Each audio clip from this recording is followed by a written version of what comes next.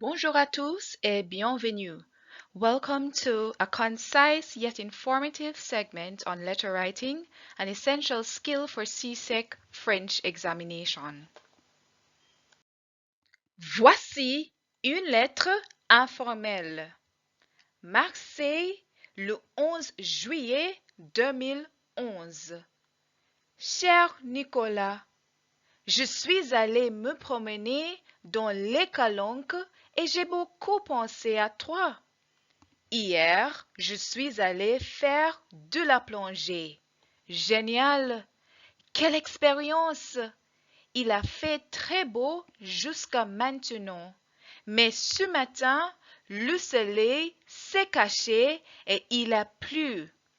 Je t'appelle sans faute à mon retour le 31 août.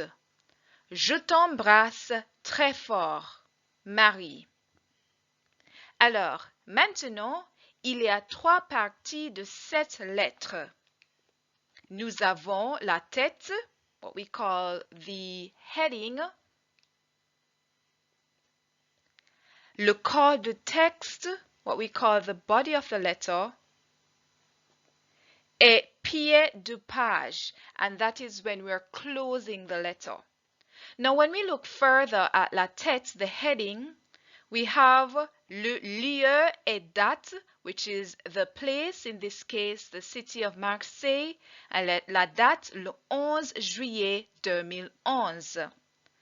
Now, in the same segment of la tête, nous avons formule d'ouverture.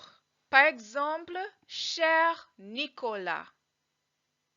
On continue avec le corps de texte. Et ici, c'est le corps de texte. Et après ça, nous avons formule de politesse. So that's your closing note. You're wrapping up the letter. And we end with formule de clôture.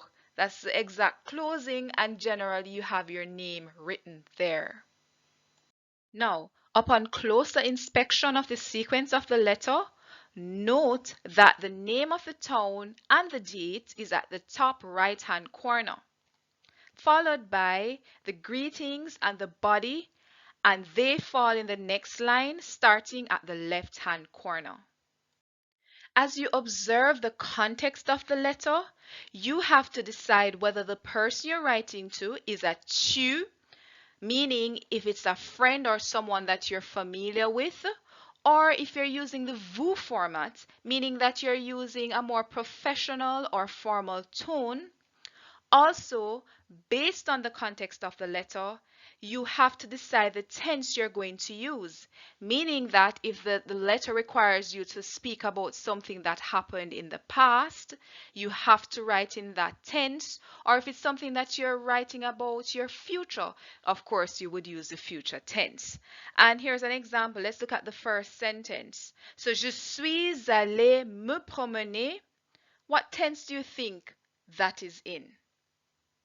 Correct. That's the passé composé. So instantly, the context that the person is writing in is based on something that they're to recount of what happened in their past. And notice the next line of the sentence, it says, j'ai beaucoup pensé à toi. So the toi indicates that you're writing in the tu form. The person is writing in the tu format. The next point that you're to consider is that in writing you must be concise.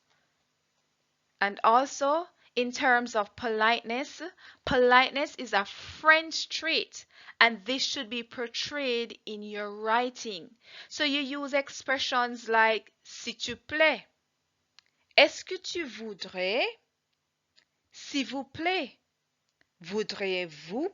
These are examples where you use certain expressions that come across or bring across the politeness tone in the French culture. Now, as we discuss the following points, I want you to look at this example of a contextual letter.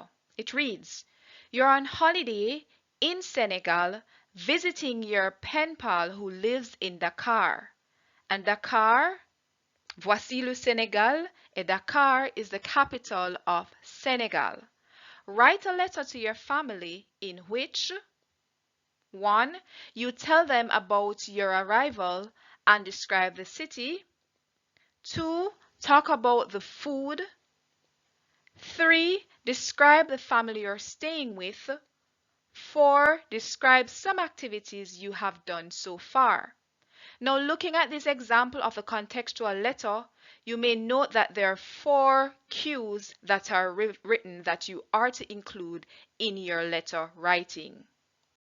As you begin organizing your letter, divide your letter into 4 paragraphs. Now, what do these 4 paragraphs include? Let's start with paragraph 1. Paragraph 1, you should ensure that it is around or an approximation of 25 words. Got that? 25 words. And the 25 words should include greeting, inquiries about health, thanks for the previous letter if the person had written you before, and your purpose for writing the letter. Now here are some examples of some expressions used in French. Par exemple, merci pour ta lettre. Cela me fait plaisir d'avoir des nouvelles. Je t'écris pour te dire que. Now what would you include in paragraph 2? Now, paragraph 2 should be about 50 words, and this would include the body of the letter and is basically the first 2 cues of your contextual letter. So if you go back to the contextual letter that we just discussed, you would start developing the first 2 cues, for example. Now, the third paragraph, what do you think that would include? Yes, you guessed it. Again, it should be about 50 words, and then you would continue to develop your facts, and the facts would be the 2 last cues, ensuring that you provide the required information. Now, if you were tallying the word count, you would notice that for paragraph 1, we have approximately 25 words.